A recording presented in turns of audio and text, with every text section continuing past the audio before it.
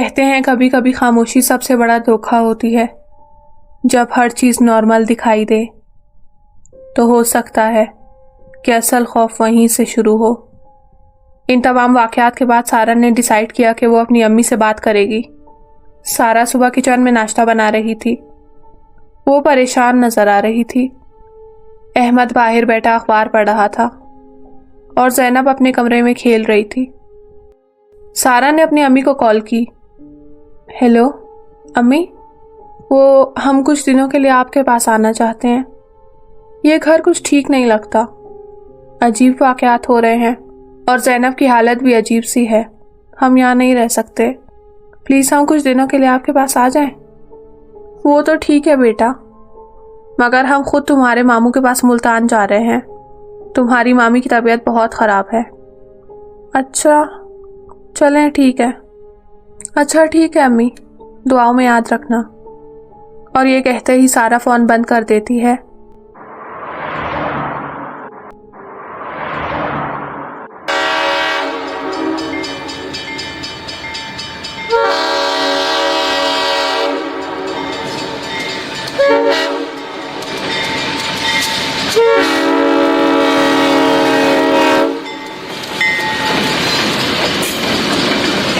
Phone بند ہونے کے بعد سارا پریشان چہرے کے ساتھ احمد کے پاس آتی ہے۔ کیا کہا سارا تمہاری امی نے؟ وہ ماموں کے پاس جا رہے ہیں، ہمیں کچھ دن اور یہیں رہنا پڑے گا۔ مامی کی طبیعت ٹھیک نہیں ہے، اس لیے وہ ملتان جا رہے ہیں۔ اوہ چلو ٹھیک ہے۔ اتنے میں زینب کھیلتے ہوئے کمرے سے نکل کر آئی۔ وہ مسکراتی ہوئی دکھائی دے رہی تھی، ایسے جیسے کچھ بھی نہیں ہوا اور اسے کچھ یاد بھی نہیں تھا، لیکن اس کے چہرے پر عجیب سی معصومیت تھی۔ امی بابا، کیا ہم کہیں جا رہے ہیں؟ نہیں بیٹا، ابھی نہیں، لیکن کچھ دنوں کے بعد ہم نانی کے گھر جائیں گے۔ واو واو، مجھے وہاں جانا ہے۔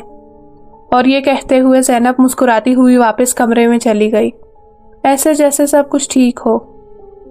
لیکن کیا واقعی سب ٹھیک تھا یا وہ جھوٹی مسکراہٹ تھی اور اپنے پیچھے ایک بڑی حقیقت چھپا رہی تھی؟ اگلے چند دنوں میں سب کچھ نارمل دکھائی دے رہا تھا۔ احمد کام پر جاتا تھا، سارا گھر کے کاموں میں مصروف رہتی اور زینب سکون سے کھیلتی، ایسے جیسے کہ پچھلے چند دنوں میں کچھ ہوا ہی نہ ہو اور وہ سب ان کا خواب ہو۔ مگر رات کے وقت زینب کو کچھ غیر معمولی چیزیں محسوس ہوتی، مگر وہ ان سب باتوں کو نظر انداز کر دیتی۔ ایک رات زینب اپنی گڑیا کے ساتھ بیٹھی کھیل رہی تھی کہ اچانک گڑیا کے بال خود بخود حرکت کرنے لگے۔ زینب حیران ہو گئی، لیکن خوفزدہ نہیں۔ اب اسے ڈر نہیں لگتا تھا۔ اس نے ہنستے ہوئے کہا، تم پھر سے آ گئے؟ وہ ایک سایہ تھا جو آہستہ آہستہ واضح ہو رہا تھا۔ یہ سایہ بالکل پتلا، لمبے قد کا انسان نما تھا۔ اس کی آنکھیں سرخ تھی اور اس کی آواز گونجی، ہاں میں واپس آ گیا۔ اور زینب سے کہنے لگا، یہ تمہارا گھر ہے زینب، تم یہاں محفوظ ہو، لیکن اپنے امی ابو کو مت بتانا، ورنہ وہ تمہیں یہاں سے لے جائیں گے۔ زینب نے مسکراتے ہوئے کہا، نہیں بتاؤں گی۔ اور پھر وہ سایہ غائب ہو گیا۔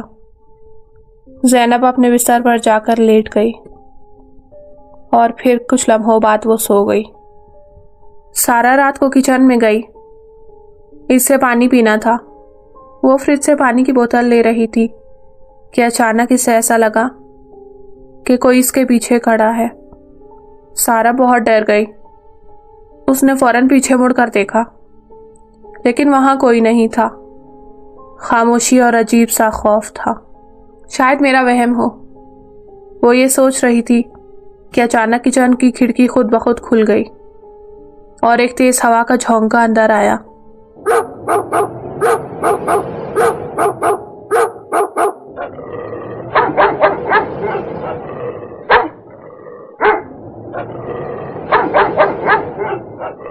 سارا ڈر کے مارے کھڑکی بند کرنے کے لیے بھاگی اور پھر کھڑکی بند کر کے وہ واپس اپنے کمرے میں چلی گئی۔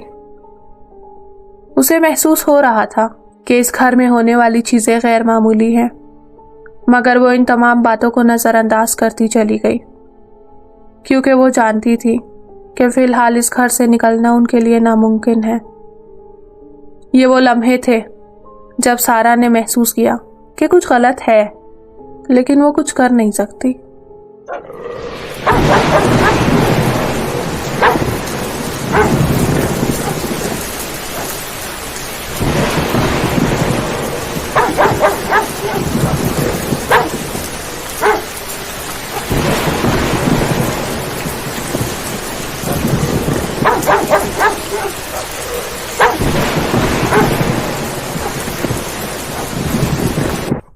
احمد اس گھر کے اسٹور روم کی صفائی کر رہا تھا کہ اس دوران اسے ایک پرانی ڈائری ملی اور کچھ کتابیں۔ ان کتابوں پر کالے رنگ کے نشانات تھے اور عجیب و غریب علامتیں بنی ہوئی تھی۔ یہ کتاب یہاں کیا کر رہی ہے؟ احمد خود سے کہنے لگا، یہ کتاب یہاں کیا کر رہی ہے؟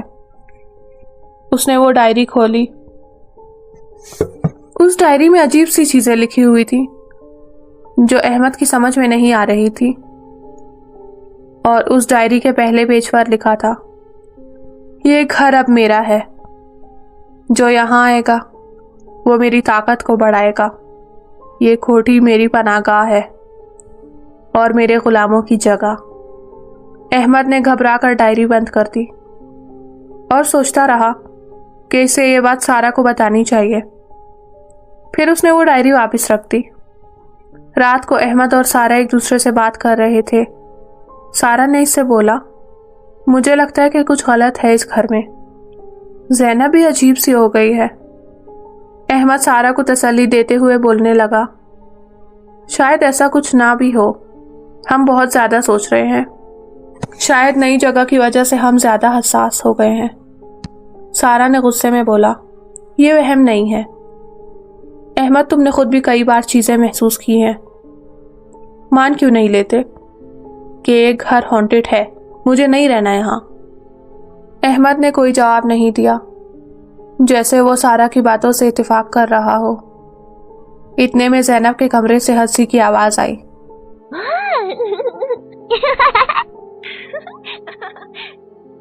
وہ دونوں فوراً اس کے کمرے میں چلے گئے۔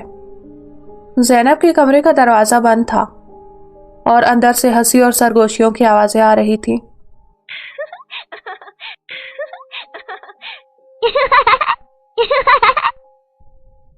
احمد دروازہ کھولنے کی کوشش کرنے لگا، لیکن وہ بند تھا، نہیں کھل رہا تھا۔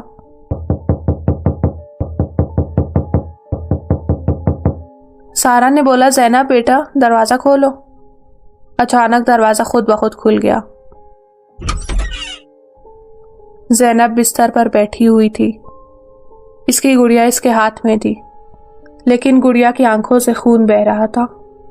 زینب نے سر اٹھایا تو اس کی آنکھیں مکمل طور پر سیاہ تھیں، خالی اور ویران آنکھیں، اور اس نے گہری اور خوفناک آواز میں کہا، میں نے کہا تھا نا یہ ہمارا گھر ہے، تم کہیں نہیں جا سکتے۔